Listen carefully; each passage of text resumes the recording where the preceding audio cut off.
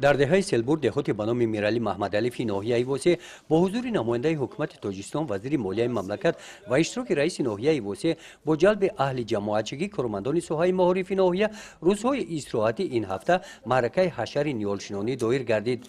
در این چاره‌بینی اکولوژی متخصصان ساحه نهالشنانی دعوت شده زیاده از 100 نفر حشرچیان طبق توصیه آنها 700 نهال سایه افکن شنانیدند.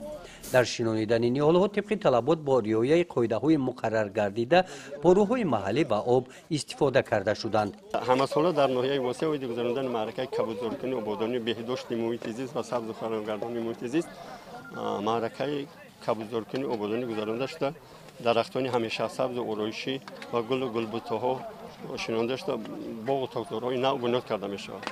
امروز تصمیم گرفته شد که در موضع سلبور و جماعت دهاتی به نام میرعلی محمدعلی معرکه کبودزارکنی گذرانده شده. درختان همیشه سبز شنانده شده است که با طریق دست جمعانه با اشتراک کارمندان تشکیلات مؤسسه‌های ناحیه امروز ما تصمیم گرفتیم این معرکه رو گذرانده شدیم. مقصد اساسی از برگزاری چنین معرکه‌های دست جمعانه آباد زبان گرداندن دیار خود بهداشت محیط زیست را در بر گرفته در بر میگیرد. این از طرف دیگر ایده بلند برداشتن معرفتی اکولوژی اهالی اگرالی مهم می‌باشد. این میدان در دهه سلبور در شفت شهرهای واسه تیمور ملک واقع گشته شوره زمین بود و برای آباد کردن این موضع شوره زمین جوانمردان ناحیه واسه کمر همت بستند. در یک مدت کوتاه زمین میدان ورزشگاه را سبزکاری کرده گرداگرد میدان 16 عدد چراغ‌های روشنی دهنده وصل کردند.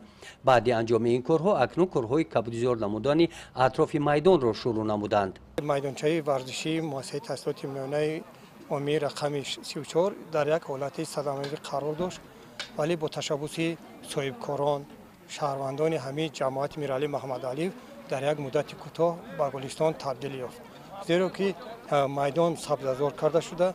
این چنین زیاده از 700-800 درخت‌های همیشه سبز و با چراغ‌های برقی وصل کرده شد که وظیفه ما شهروندان پیش از همه تازه و آزاده نگاه داشتن و سرسبز و خرم گردانی این دو درختان نباشد. میدان ورزشی در پایان موضع اهالینشین جایگیر است. با مقصد حمایت از فرآمدن سیل در کنار آن جویبارهای حمایوی ساخته شدند. ساختمان میدان ورزشی در این دهه در سمت ترغیب طرز حیاتی سالم پدیده نو حساب یافته در سمت محافظت طبیعت برای پیشگیری شورش‌شوی زمین در این منطقه مساعدت می‌نماید. گزارش خواجه نظریف خدای نظر ظهوروف از ناحیه واسه برای برنامه اطلاعاتی نوید